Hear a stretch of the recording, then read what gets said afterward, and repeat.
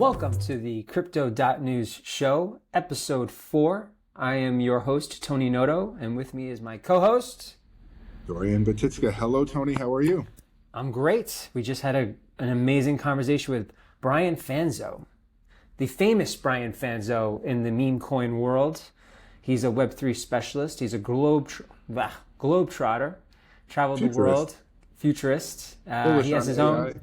We can learn a few things from him. He does a podcast episode every day. He's very successful on the interwebs, streaming to the crypto community, and we had a great conversation. Welcome to another whirlwind of a week in crypto, Tony. Pump.fun. What's going on? They took down the live stream. My God, people were wanting to hurt themselves. What's going on in the meme coin meta? Why did they take it down? There was a lot going on. We did a nice feature, and Kish did a really good feature on crypto.news.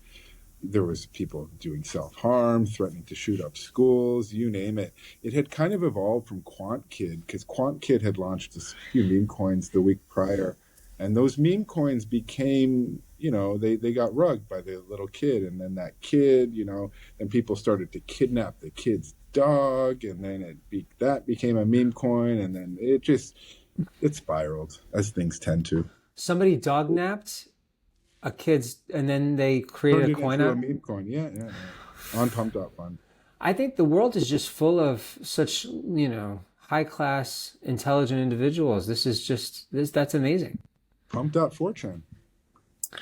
Well, the other big story of today, at the time of this recording, is the threat of tariffs on our American neighbors, something you don't have to worry about being across the pond in Paris.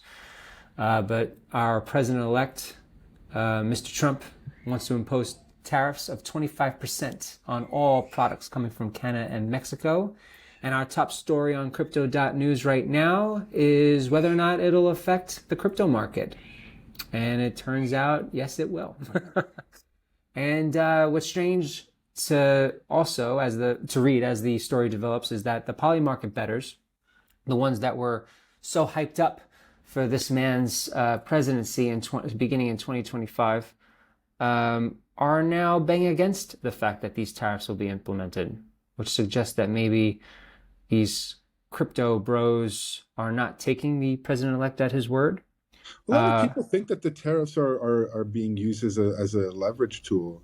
He said it himself in his Truth Social post that he wants the fentanyl out. He wants what he calls illegal aliens to stop coming over the border. My question is how this will affect Canada.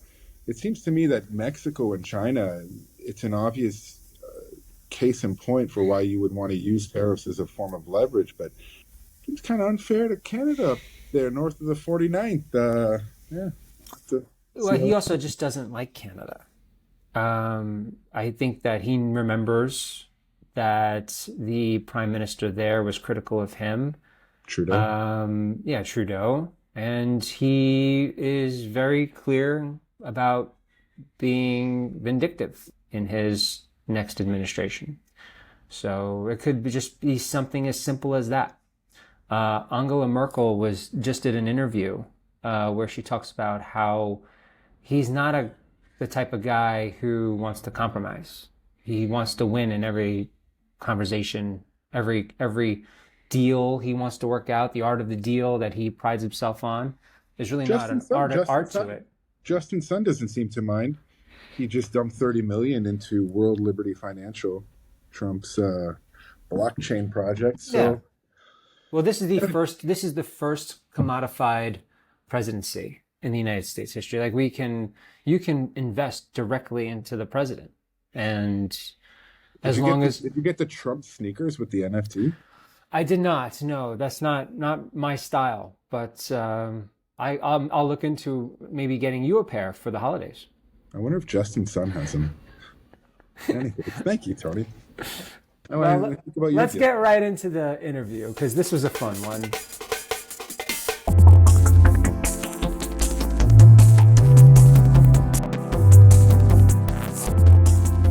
Everyone to part 2 of the Crypto News Show with myself, Dorian Batitska, and Tony Noto, and our special guest, Brian Fanzo, welcome to the show. Excited to be here. Thanks for having me. Pepe legend, Pepe developer, working at the intersection of meme coins, crypto, and AI. Brian Fanzo, thank you for being on the show.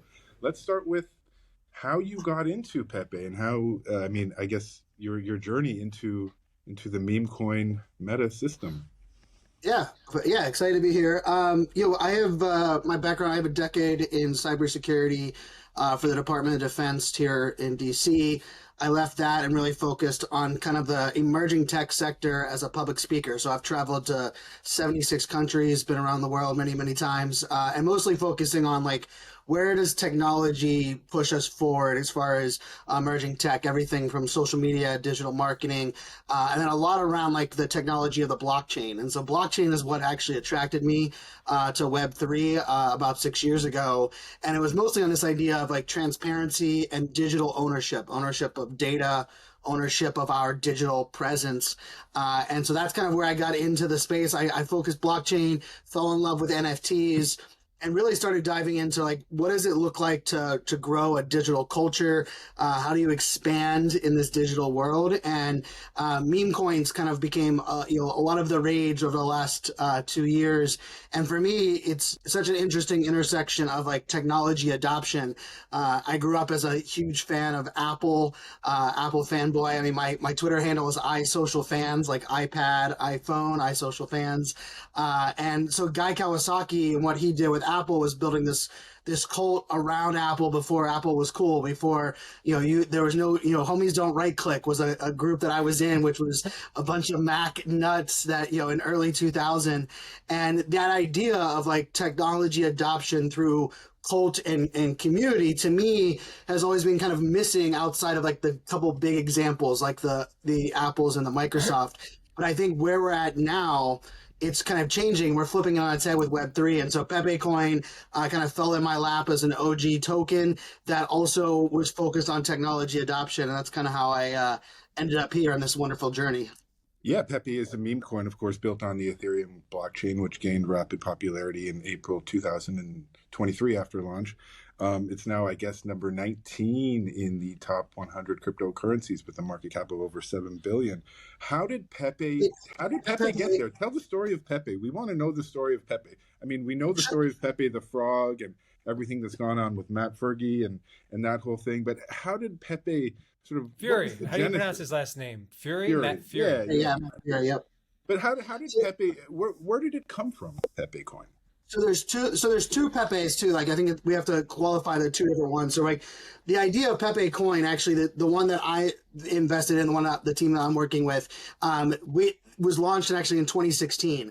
So if you look at one of the 5 earliest kind of meme coin actually kind of tokens, Pepe coin was one of the originals. So it actually launched as an original mineable blockchain. It kind of made it through multiple bull runs and multiple bear markets.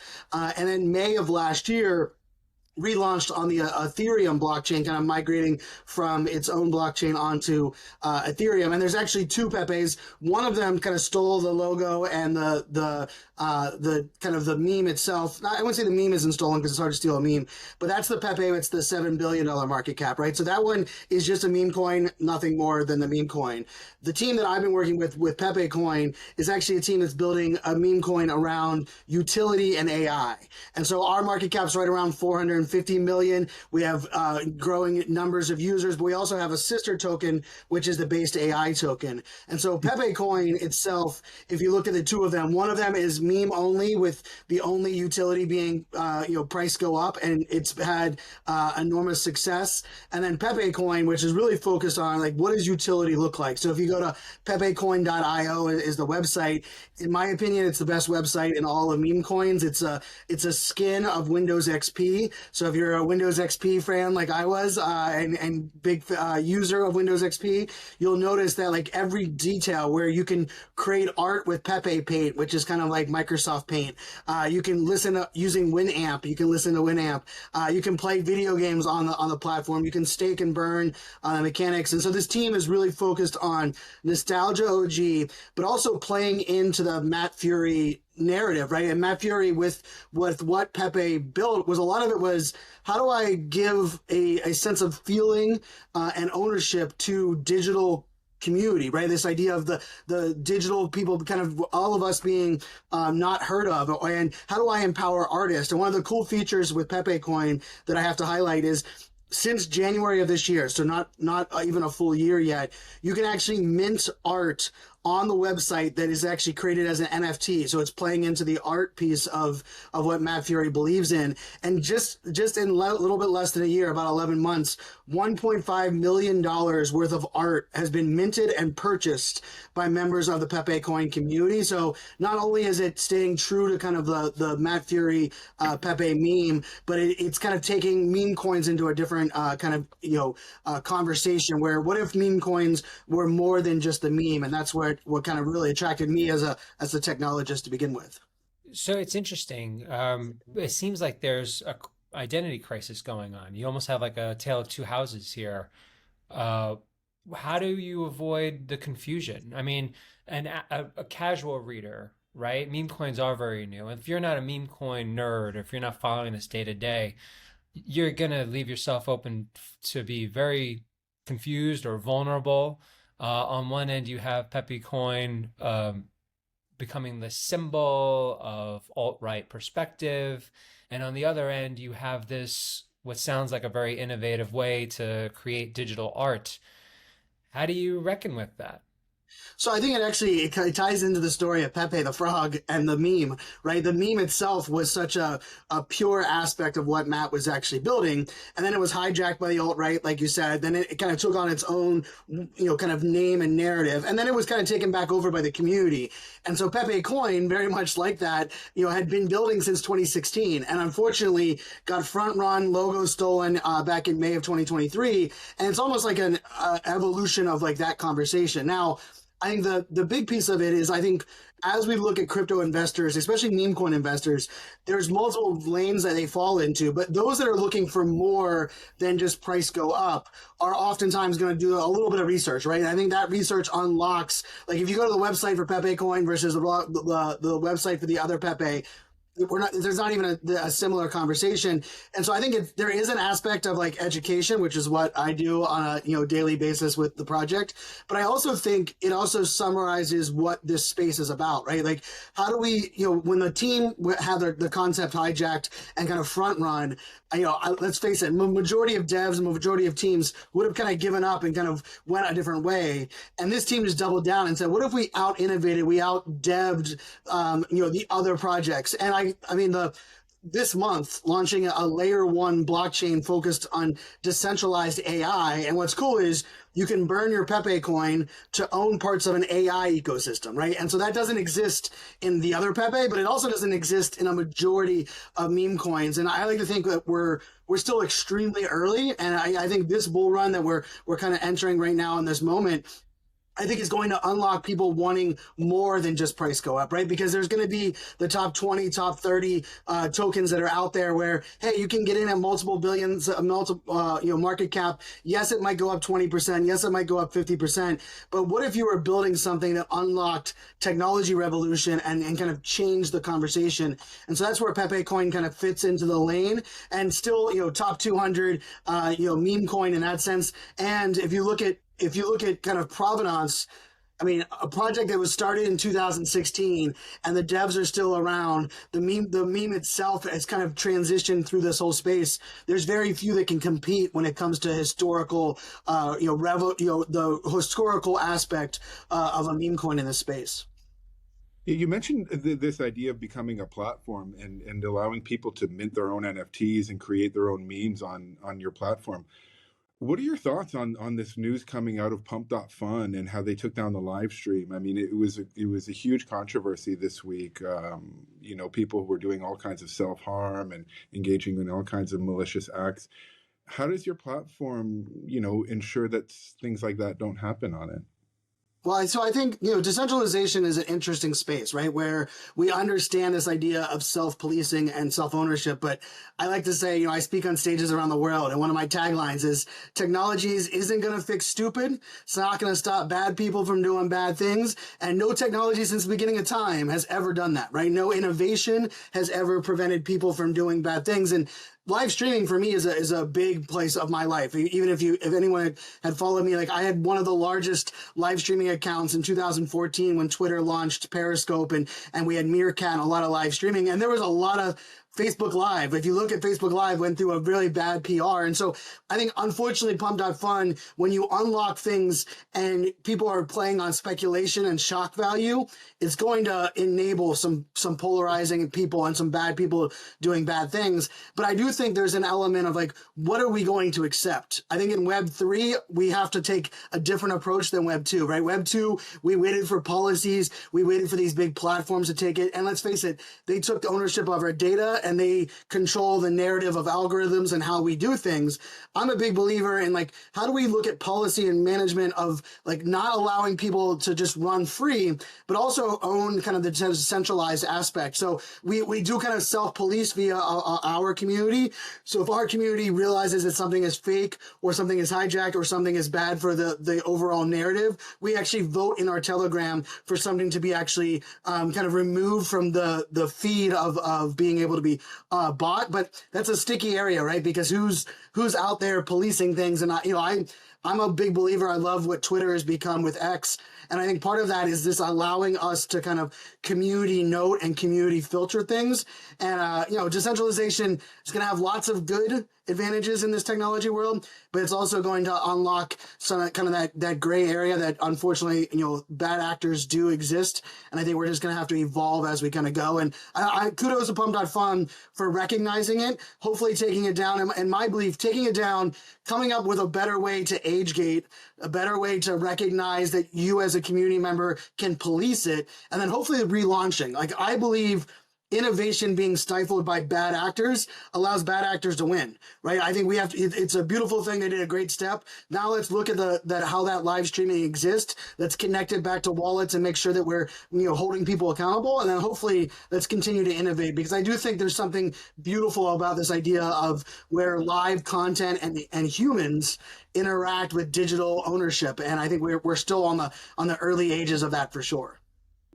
Are you bullish on NFTs and SocialFi and decentralized social projects? I mean, where do you see the space evolving?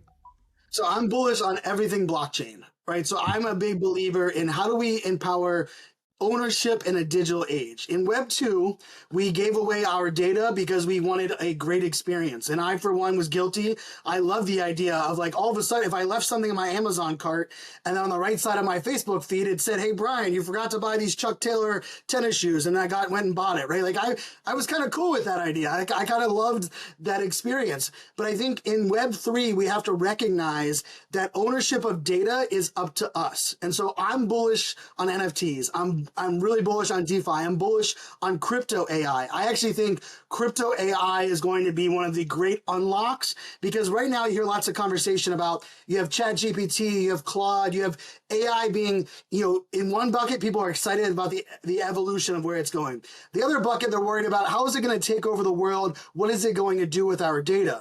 Well, when you put the AI on the blockchain and you start using crypto AI, decentralized AI, it actually adds a layer of privacy and ownership to your information. So like what Based AI is launching, and which is exciting for us, is like you should be able to own your own prompts, right? So like I believe ownership in digital assets with NFTs is a great unlock for business. I believe AI agents, where you actually own your data and own your information using the blockchain, is the future as well.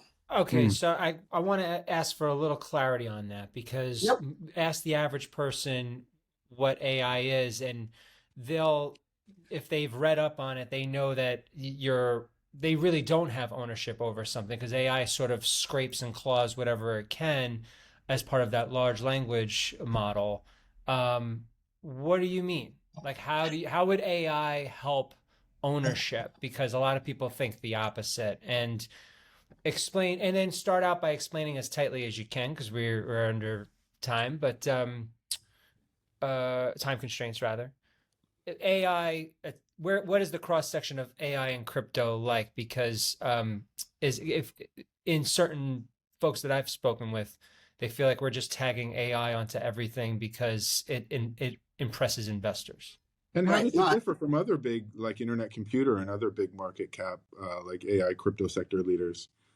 so In I think terms one of, of the big things we have to look at is like there's AI, and I do believe kind of what we've the big narrative of AI revolutionizing the internet and how we even interact. But right now where we're at is we are in such an early phase where anyone that's using any AI right now is pretty much giving away their data and information, much like we gave away our data and information with websites, with email marketing, with all the Instagram, Facebook, and so we're still in that same phase. It's where Google still exists. But I think the problem is most small businesses, medium-sized businesses, they aren't leveraging AI nearly where they can because of that idea of like privacy. What about my intellectual property? What about my employee data? And so where blockchain comes in is imagine being able to build where blockchain allows the ownership of the actual prompts to be able to use tools like Based, where if you think of Based is actually be deploying as kind of like the SSH of your Windows browser, right? So when you're in your browser and you want to go to a private site to type in your credit card number, you make sure that is a secured website. So what Based is launching, leveraging the blockchain, is this idea of what if you were able to use ChatGPT, but everything that you typed into the or uploaded the data into it was actually not decrypted on the AI side, but was actually still encrypted only for you to see. And so that's where I think the intersection of blockchain is because blockchain allows us to have that kind of ownership. Now, the second part of this, which I think is probably even more exciting, is the tokenization of AI. So in that Web2 example of Instagram using our data, creators weren't getting paid for posting on Instagram every single day, right? If all of us stopped posting pictures and videos to Instagram would have died. But we were not being monetized. Well, in the crypto AI space, the place that's going to be unlocked is not only can miners and validators, but even users that are creating prompts are going to be able to be rewarded and monetized. And you're going to, based on the data that you're inputting, the way that you're using AI, you'll be financially rewarded.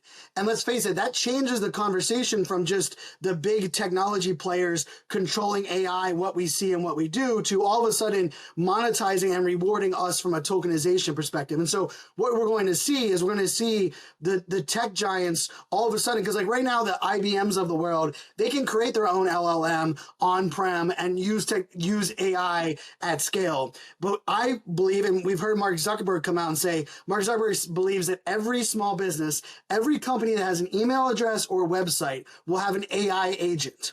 The question becomes, how does that AI agent tap into that large learning model?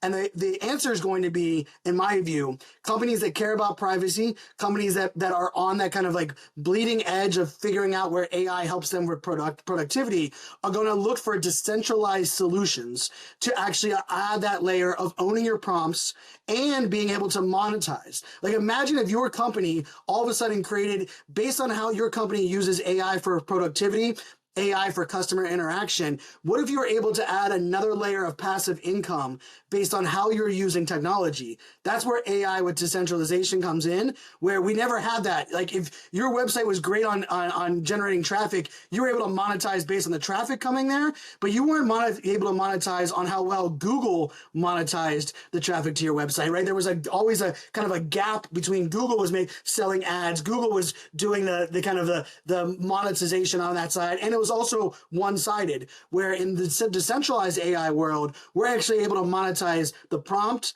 the miners, the validators, and the investors. And I think that's going to change the narrative, and we're going to see a shift, not all AI, but we're going to see sectors today that can't use AI for privacy reasons or for reasons of not being able to have their own LLM. They're going to fall in line with the decentralized models.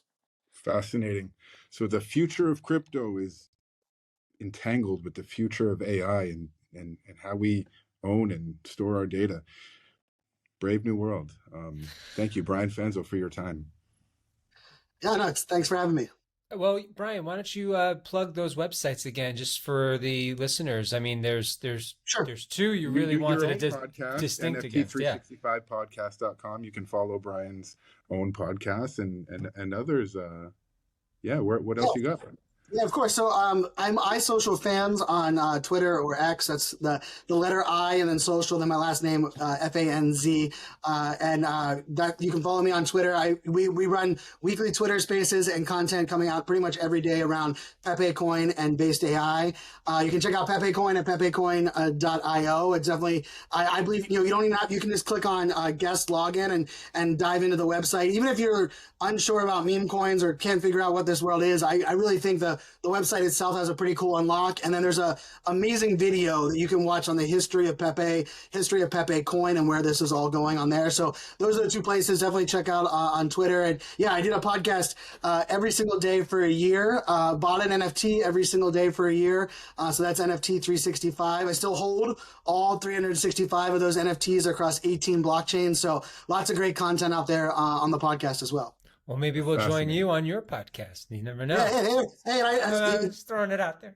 This being episode 5, I've hosted 9 podcasts over the last 10 years.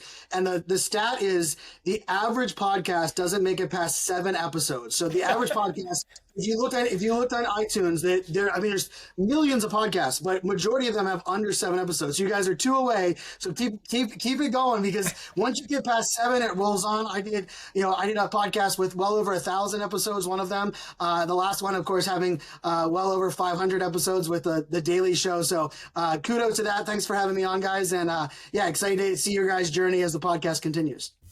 Thank you, Brian.